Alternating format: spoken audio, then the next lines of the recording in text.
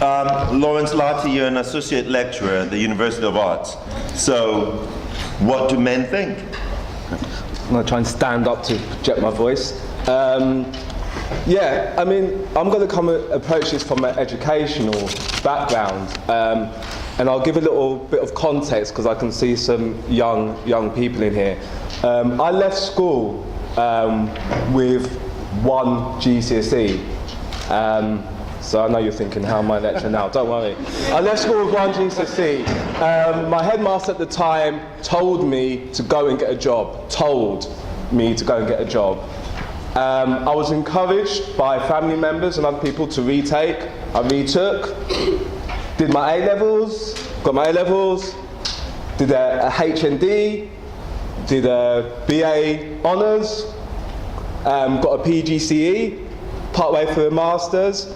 And it's quite nice actually, because when I actually graduated from my PGCE, Professor Gus John was made a fellow at the Institute of Education. So what I'm kind of saying is, I think it's not what, okay, how can I put this? What do men think? It's not what I think. What I know is that education, however it comes, in whatever form, from your family, from your school, education is key. And that's my stance, and that's why I'm here.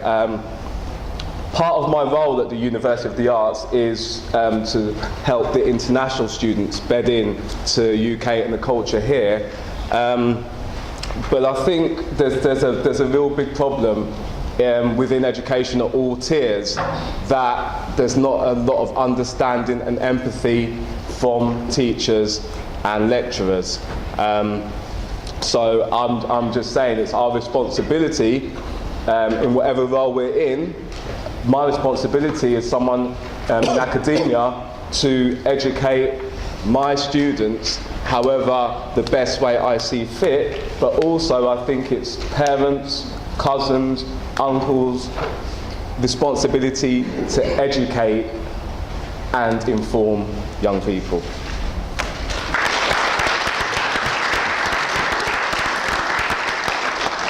So much. Keynes, money, power, and respect. Everybody wants some of that. So, what are we thinking? Listening to everybody here, hi everybody, hope you can hear me. It's obvious that people are thinking of a lot of different things. I'm actually thinking about the fact that I need to think about these things a lot more myself. But so seriously, that's what's going through my mind for this right now. But what this man thinks about is, I think we live in an incredible time. I think we live in an absolute incredible time right now in the game of life and in the history of humankind.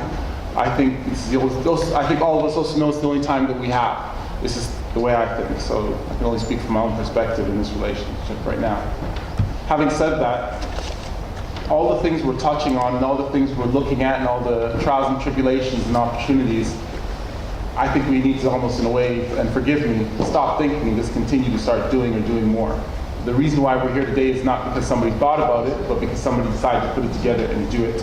And the reason why the majority of these men here are either people, forget men, people are accomplishing what they're doing. They don't think about it. Nobody here is thinking about being embarrassed or thinking about being a comedian. They're just doing it. So my mindset's moved a bit more into do it. That's it.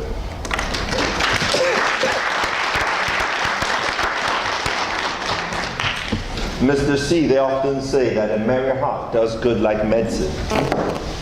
What are you thinking? Why on earth are you a comedian? But anyhow, that's a different conversation. What do you think? Hi folks, just to answer your question first and foremost, like my brother here, who I really look up to because of the fact that you left school with one GCSE, that's amazing for me. I left school with no qualifications at all. However, through the power and the love of my mother and father, is that I went into an education system already smart, where I was able to read and write to a very good standard, and even though the miseducation through the system tried its best to kind of detangle me, but I still had those core values. However, whenever I was in a classroom or whenever I entered into the workplace, humour was the thing that always, it's hard to believe now, but it was there. Humour was the one thing that I always found easy to use, and I think that with everybody in life that you're given a talent, you're given a purpose in life, and no matter how many times people try to push you in different directions, it comes a time when you have to look in that mirror and say to yourself, why am I here? Why am I here? What talents, what gifts have I been given naturally?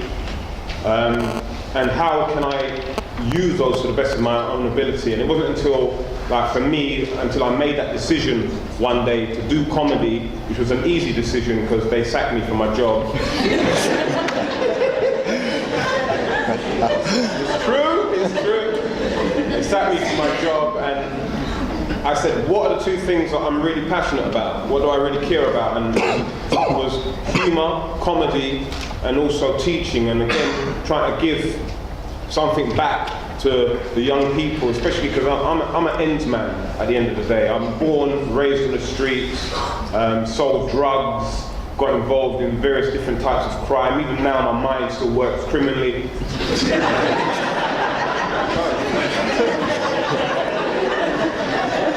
I accept it, it's a gift, it's a gift. But what I've learned is that you've got to use your gift in the right ways, in a moral way. And it's through the love and the power of my mother and father, who showed me at an early stage the difference between right and wrong. That when I was growing up, there was only two things that I feared, and that was my parents and God. And what I think what's happened now with a lot of young people who probably like myself are gifted with criminal thoughts, that because they haven't got the fear of their parents or God, that they choose to do the criminal thing. So like for me now, if I walk and I see a house, I would say that house is not secure because of X, Y, and Z, and I can pass that information on to my family and friends and say, no, you can't have your house set up like that because it's not safe. That door lock that we've got, it only takes a credit card to push it through.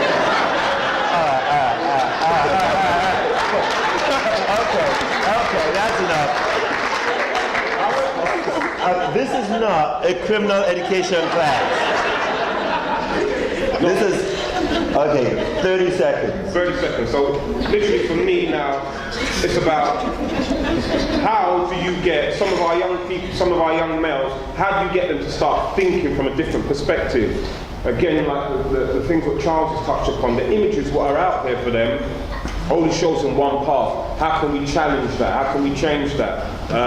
Programs like what Melvin was doing, like the first thing what I wanted to do to make the difference with young people, Boys to Men was the answer for me. I was one of the first tutors that they had on there, and it was something that I did for free. So the change has got to start with yourself and how you think and how you pass it.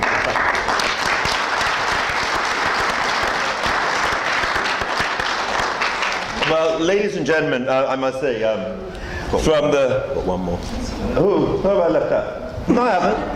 Oh my God! Christopher Charles, the tailor! Do you know what? Christopher, I thought I had this all locked down. I'll be brief then. No, don't. No? Be yourself. What do men really think? Well, thank you. The hardest thing is really working on Savile Row. I get a lot of guys coming in. Ooh. So yeah, I mean, obviously, Savile Row. you mentioned Savile Row. There's various kinds of people think, oh, there's the stigma attached to it, or obviously being very expensive suits and so on. But what is happening is a lot of guys are coming in into our shop in particular. They want to dress a particular way because they're going for a particular job. They want to inspire to be, you know, their bosses, or whether it's a barrister or whether it's going to be a senior associate in a law firm and so on and so forth. So I look at the actual dynamic and change of what's been going on Savile Row. A lot more black people actually coming into our store, not because I'm a black guy and so on and so forth, because of like really want to uplift themselves in a sense in a new job or they want to go. So I want to keep it brief. Thank you. All right, thank you very much.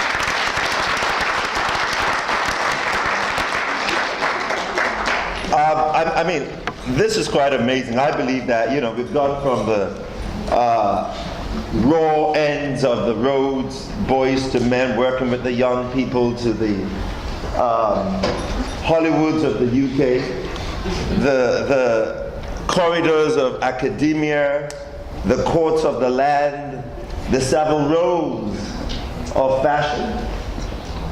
to the money, power themes of the city, and dare I say, to the criminal minds of our community, we have men thinking.